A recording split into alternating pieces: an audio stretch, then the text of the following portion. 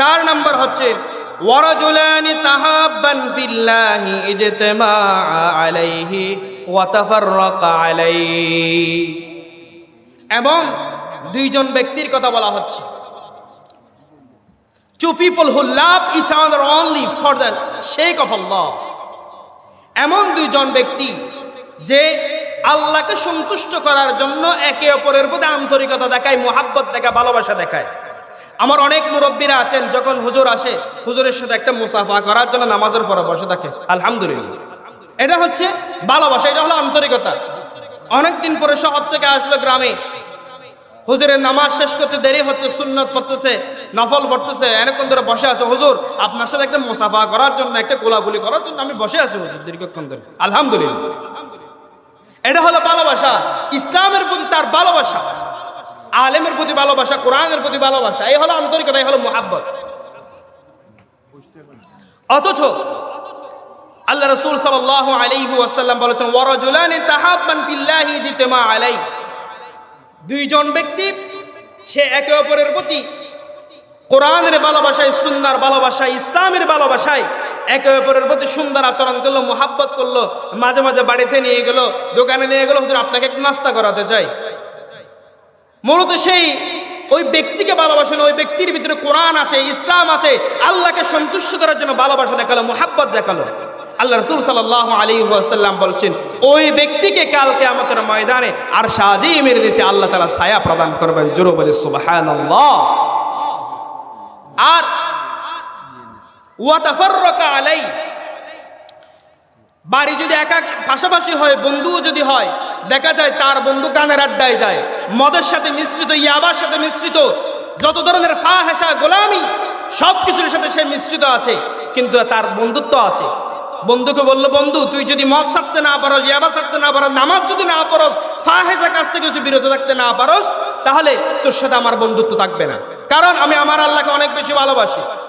আমার আল্লাহ আমার কোরআন এবং সুন্নাহ থেকে যে আদেশ পেয়েছি, তোর সাথে বন্ধুত্ব আমার ছোট্টবেলা থেকে, অনেক আগে থেকে। কিন্তু তুই যদি এই মদ ছাড়তে না পারস, ইয়াবা ছাড়তে না পারস, হারাম কাজ যদি, মিথ্যা কাজ যদি ছাড়তে না পারস, তোর সাথে আমার বন্ধুত্ব থাকবে না। যদি এই কথা হয় ওয়া তাফাররাকা আলাই, আল্লাহর সন্তুষ্টি অর্জনের জন্য যদি বন্ধুর সম্পর্ক যদি বিচ্ছেদ হয়ে যায়, আল্লাহ পাক রব্বুল আলামিন তা আরশ আজিমের নিচে কিয়ামতের মধ্যে তাকে ছায়া প্রদান করবেন। সুবহানাল্লাহ। সম্মানিত ভাই, তাহলে আমরা একে অপরকে ভালোবাসবো শুধুমাত্র আল্লাহকে সন্তুষ্ট করার জন্য। আর যে ব্যক্তি আল্লাহকে সন্তুষ্ট করার জন্য প্রতিনিয়ত আমলগুলো করতে থাকলো, আল্লাহকে সন্তুষ্ট অর্জন করতে পারলো, হাদিসের ভিতরে এসেছে আল্লাহ পাক রব্বুল আলামিন ফেরেশতাদেরকে ডাক দিয়ে বলেন, ও আমার আকাশের ফেরেশতারা শোনো, অমুক এলাকার হাজির পাড়ার অমুক এলাকার অমুক মানুষ এত বেশি আল্লাহকে সন্তুষ্ট করার জন্য, আমি আল্লাহকে রাজি করার জন্য ইবাদতগুলো করে, আমি তার প্রতি রাজি হয়ে গেলাম, তার প্রতি সন্তুষ্ট হয়ে গেলাম। তোমরা আমার দুনিয়ার ফেরেশতাগুলোকে জানিয়ে দাও। দুনিয়ার ফেরেশতাগুলোকে জানিয়ে দেওয়া হলো ওই যে অমুক এলাকার অমুক মানুষের প্রতি আল্লাহ তাআলা সন্তুষ্ট হয়ে গেছেন।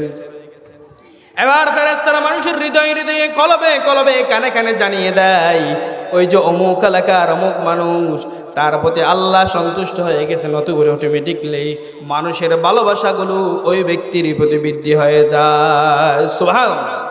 সুতরাং আমাদেরকে এমন যোগ্যতা অর্জন করতে হবে যে কাল কিয়ামতের মাঝে যখন কোনো কোথাও ছায়া থাকবে না, ঠিক সেই দিন যাতে আমরা আরশ আজিমের নিচে ছায়া প্রাপ্ত হই।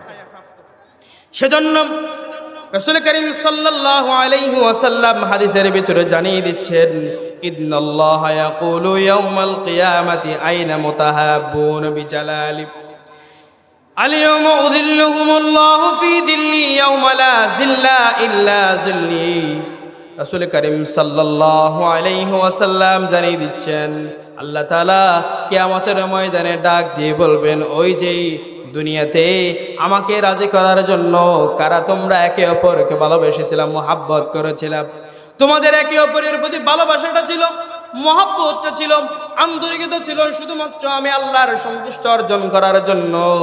আজকে কিয়ামতের ময়দানে যখন কোথাও কোনো ছায়া নাই, ঠিক সেই দিন উযিল্লুহুমুল্লাহু ফি যিল্লি ইয়াওমা লা যিল্লা ইল্লা যিল্লি, যখন কোথাও কোনো ছায়া নাই, ঠিক সেই সময়ে তোমরা আল্লাহকে সন্তুষ্ট করার জন্য যে ভালোবাসা দেখিয়েছো ওই সমস্ত ভালোবাসাকারীকে আমি আরশে আজিমের নিচে ছায়া প্রদান করব। সুবহানাল্লাহ। সম্মানিত ভাইরা,